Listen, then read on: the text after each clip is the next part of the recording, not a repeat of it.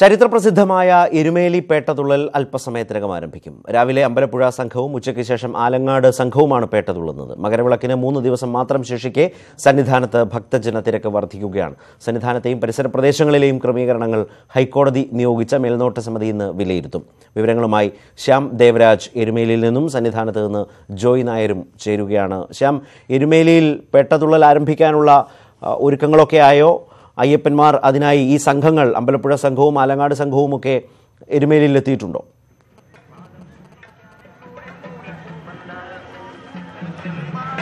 എരുമേലി പേട്ടതുള്ളൽ 11 മണിക്കാണ് നടക്കുന്നത്. അമ്പലപ്പുഴ സംഘമാണ് ആദ്യം എത്തുക. അമ്പലപ്പുഴ സംഘം കൊച്ചി ക്ഷേത്രത്തിൽ നിന്നും പേട്ട ധർമ്മശാസ്ത്ര ക്ഷേത്രത്തിൽ നിന്നും പേട്ടതുള്ളി വാവരുപള്ളിയിലേക്ക് എത്തും. അവിടെ നിന്നും വാവർ സ്വാമിയുടെ പ്രതിനിധിയെയും കൊണ്ട് വലിയ ക്ഷേത്രത്തിലേക്ക് പോവുകയും ചെയ്യും.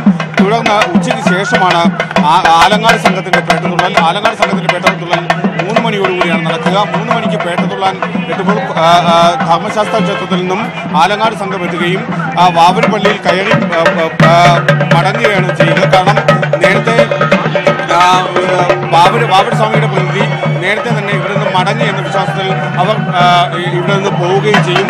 തുടർന്നാണ് അതാണ് ഈ പേട്ടയുമായി ബന്ധപ്പെട്ട ഏറ്റവും പ്രധാനപ്പെട്ട ചടങ്ങുകൾ. രാവിലെ മുതൽ തന്നെ ഭക്തരുടെ വലിയ രീതിയിലുള്ള, പ്രത്യേകിച്ചും മകരവിളക്ക് മഹോത്സവത്തോടനുബന്ധിച്ച് തന്നെ വളരെ വലിയ രീതിയിലുള്ളൊരു ഭക്ത ജനത്തിരക്ക് എരുമേലിയിലും ദിവസങ്ങളോളമായി ഉണ്ട്. അതിൻ്റെ ഭാഗമായി വിവിധ പേട്ടതുള്ളൽ പ്രത്യേകിച്ച് ഇതര സംസ്ഥാനങ്ങളിൽ നിന്നൊക്കെ എത്തിയ ഭക്തരാണ് പേട്ടതുള്ളുന്നത്. അവർ വിവിധ സംഘങ്ങളായി പേട്ടതുള്ളി വാവരുപള്ളിയും കയറി പേട്ടതുള്ളിയാണ് ഇവിടെ നിന്ന് അപ്പുറത്തെ ക്ഷേത്രത്തിലേക്ക്, എരുമേലി ധർമ്മശാസ്ത്ര ക്ഷേത്രത്തിലേക്ക് പോകുന്നത്. അത്തരം നിരവധി ചെറു സംഘങ്ങളായാണ് പോകുന്നത്. പ്രത്യേകിച്ചും കന്നി അയ്യപ്പന്മാരാണ് ഇത്തരമൊരു പേട്ടയിൽ പങ്കെടുക്കുന്നത്. അവർ ധർമ്മശാസ്ത്രത്തിന് അയ്യപ്പന് അടിയറവ് വെക്കുന്നു, അല്ലെങ്കിൽ അവരുടെ എല്ലാം അടിയറവ് വെച്ച് പേട്ടതുള്ളിയാണ് ഇത്തരമൊരു പേട്ടയിൽ പങ്കെടുക്കുന്നത്. പേട്ടതുള്ളി ധർമ്മശാസ്ത്ര ക്ഷേത്രത്തിലേക്ക് പോകുന്നത്. എന്തായാലും 11 മണിയോടുകൂടിയാണ് അമ്പലപ്പുഴ സംഘം എത്തുക, പേട്ടതുള്ളാൻ എത്തുക. തുടർന്ന് ഉച്ചയ്ക്ക് ശേഷം 3 മണിയോടുകൂടിയാണ് ആലങ്ങാട് സംഘവും എത്തുന്നത്. ഇവിടെ ഇത്തവണ ഈ ശബരിമല വിധിയെ തുടർന്നുള്ള പ്രത്യേക സാഹചര്യമുണ്ട്. വലിയ സുരക്ഷാ ക്രമീകരണങ്ങളുണ്ട്.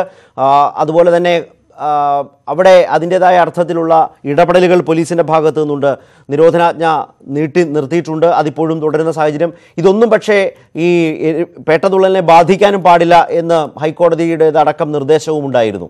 ആ സാഹചര്യത്തിൽ മറ്റ് സുരക്ഷാ ക്രമീകരണങ്ങൾ, അതിനുള്ള സ്വാതന്ത്ര്യവും സൗകര്യവുമൊക്കെ, പേട്ടതുള്ളലിനുള്ള സൗകര്യങ്ങൾ, അതിന് നിയന്ത്രണങ്ങളുണ്ടോ? അത്തരം വിവരങ്ങൾ.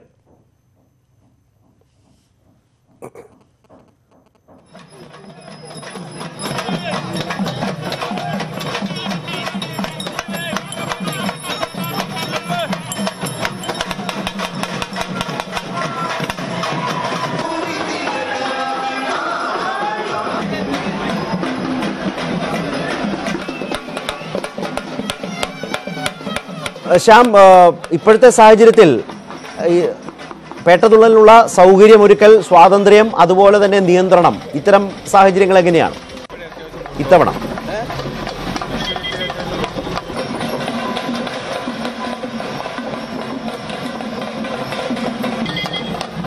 ശ്യാം ദേവരാജാണ് എരുമേലിയിൽ നിന്ന് വിവരങ്ങൾ നൽകിയത്. ഇന്നാണ് ചരിത്രപ്രസിദ്ധമായ എരുമേലി പേട്ടതുള്ളൽ. അമ്പലപ്പുഴ ആലങ്ങാട് സംഘങ്ങൾ എരുമേലിയിലേക്ക് എത്തുകയാണ്. അതിൻ്റെ വിശദാംശങ്ങളാണ് ശ്യാം നൽകിയത്. അവിടെ നിന്നുള്ള ദൃശ്യങ്ങളുമാണ് കണ്ടത്. ഇപ്പോൾ സന്നിധാനത്ത് നിന്ന് ജോയ് നായർ ചേരുന്നു. ജോയ്, സന്നിധാനത്തെ ഇപ്പോഴത്തെ തിരക്ക്, അത്തരം വിവരങ്ങൾ എന്തൊക്കെയാണ്?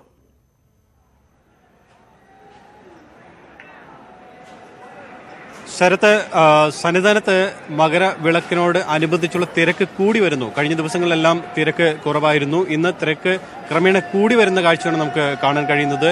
ഇന്നലെ 12 മണിവരെയുള്ള കണക്ക് പരിശോധിക്കുമ്പോൾ 66,000-ഓളം പേർ മാത്രമാണ് ദർശനത്തിന് എത്തിയത്. ഇന്ന് 10 മണിവരെ 9:30 മണിവരെയുള്ള ഒരു കണക്ക് പരിശോധിക്കുമ്പോൾ ഏകദേശം 23,500ഓളം പേർ പമ്പയിൽ നിന്നും സന്നിധാനത്തേക്ക് ദർശനത്തിനായി എത്തിക്കഴിഞ്ഞു. പമ്പയിൽ ഇപ്പോൾ തിരക്കുണ്ട് എന്ന വിവരമാണ് നമുക്ക് ലഭിക്കുന്നത്. വരുന്ന മണിക്കൂറുകളിൽ കൂടുതൽ തിരക്ക് അനുഭവപ്പെടാനുള്ള ഒരു സാധ്യത തന്നെയാണ് ഉള്ളത്. പ്രത്യേകിച്ചും 12, 13 തീയതികളിലാണ് സാധാരണഗതിയിൽ തിരക്ക് കൂടുതലായി ഉണ്ടാകുന്നത്. പക്ഷേ കഴിഞ്ഞ സീസണിന്റെ അത്ര തിരക്ക് ഇപ്പോൾ അനുഭവപ്പെടുന്നില്ല. ദേവസ്വം ബോർഡിന്റെ കണക്ക് പരിശോധിക്കുമ്പോൾ കഴിഞ്ഞ സീസണിൽ ഇതേ ദിവസം ഇതേ സമയത്ത് ലക്ഷങ്ങൾ ഇവിടെ ദർശനത്തിനെത്തുകയും മണിക്കൂറുകൾ നീണ്ട ക്യൂ അനുഭവപ്പെടുകയും ഉണ്ടായിരുന്നു. പക്ഷേ ഇന്നിപ്പോൾ അത്തരം വലിയൊരു തിരക്കിലേക്ക് വരുന്നതേ ഉള്ളൂ.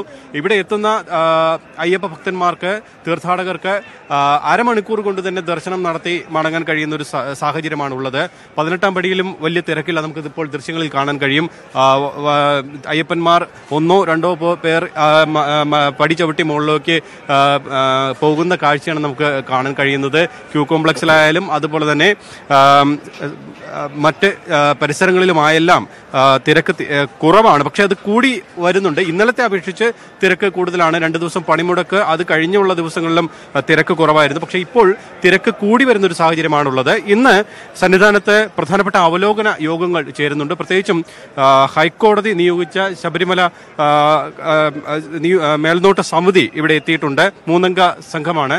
അവർ പരിശോധനകൾ നടത്തും. പ്രത്യേകിച്ചും ഇന്നലെ നിലയ്ക്കലിലും പമ്പയിലും പരിശോധനകൾ നടത്തിയിരുന്നു. പ്രത്യേകിച്ചും മകരജ്യോതി ദർശിക്കുന്നതുമായി ബന്ധപ്പെട്ട് ഉണ്ടാകാവുന്ന അപകടങ്ങളും അതുപോലെ തന്നെ ദർശനം സുഗമമാക്കുന്നതിനടക്കമുള്ള കാര്യങ്ങളാണ് അവർ പരിശോധിക്കുന്നത്. ഇന്നലെ പമ്പയിൽ പരിശോധന നടത്തിയിരുന്നു, ഹിൽ ടോപ്പിൽ പരിശോധന നടത്തിയിരുന്നു. ഇത്തവണ എന്തായാലും ഹിൽ ടോപ്പിൽ ഈ മകരജ്യോതി ദർശിക്കാൻ അനുവദിക്കില്ല. കാരണം അപകടം ഉണ്ടാകാനുള്ള ഒരു സാധ്യത മുൻകൂട്ടി കണ്ടുകൊണ്ട് അത്തരം ദർശനം ഹിൽ ടോപ്പിൽ അനുവദിക്കില്ല എന്നുള്ള തീരുമാനത്തിലേക്ക് നേരത്തെ തന്നെ എത്തിയിരുന്നു. ഹൈക്കോടതി നിയോഗിച്ച മേൽനോട്ട സമിതിയും ഈ കാര്യം പരിശോധിക്കുകയും അത് അംഗീകരിക്കുകയും ചെയ്തു. തുടർന്ന് ഇന്നലെ വൈകുന്നേരത്തോടു കൂടിയാണ് സമിതി സന്നിധാനത്ത് എത്തിയത്. അല്പസമയത്തിനകം തന്നെ അവർ 8ഓളം വ്യൂ പോയിന്റുകൾ സന്നിധാനത്തുണ്ട് മകരജ്യോതി ദർശിക്കുന്നതിന് വേണ്ടി. ആ വ്യൂ പോയിന്റുകൾ സമിതി സന്ദർശിക്കും.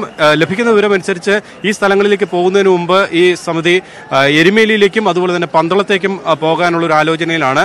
അവർ അവിടെ സന്ദർശനം നടത്തി അവിടുത്തെ കാര്യങ്ങളെല്ലാം പരിശോധിച്ചതിന് ശേഷം ഉച്ചയ്ക്ക് ശേഷം തിരിച്ചു വന്നതിന് ശേഷം ഈ സ്ഥലങ്ങൾ സന്ദർശിക്കും എന്ന വിവരമാണ് എക്സിക്യൂട്ടീവ് ഓഫീസറിൽ നിന്നും അതുപോലെ തന്നെ മേൽനോട്ട സമിതിയിൽ നിന്നുമെല്ലാം നമുക്ക് ലഭിക്കുന്നത്. എന്തായാലും പോലീസിന്റെ ഉന്നത തല യോഗം അത് സാധാരണ നടക്കാറുണ്ട്. പക്ഷേ കൂടുതൽ പോലീസ് ഉന്നത ഉദ്യോഗസ്ഥർ ഇവിടെ എത്തിയിട്ടുണ്ട്.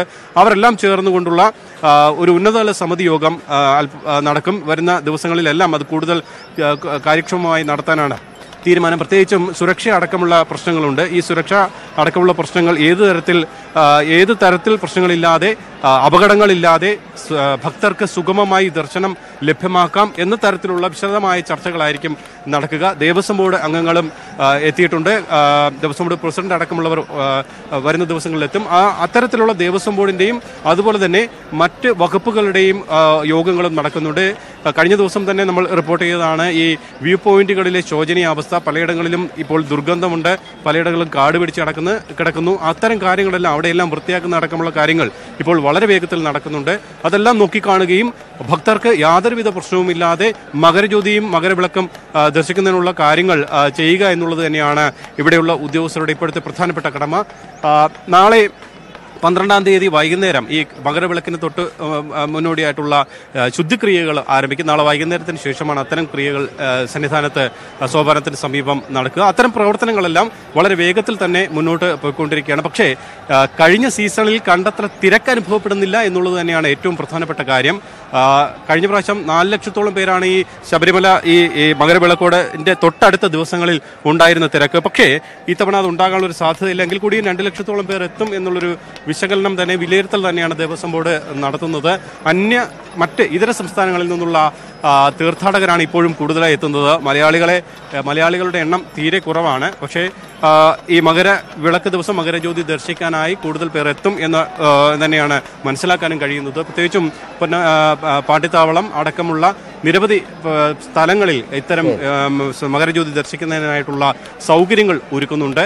പക്ഷേ കർശനമായ നിയന്ത്രണങ്ങളും ഈ കാര്യങ്ങളിൽ ഏർപ്പെടുത്തുന്നുണ്ട്. എന്തായാലും വരുന്ന മണിക്കൂറുകളിൽ തിരക്ക് കൂടും എന്ന് തന്നെ നമുക്ക് പ്രതീക്ഷിക്കാം. ശരത്. ശരി ജോയ്.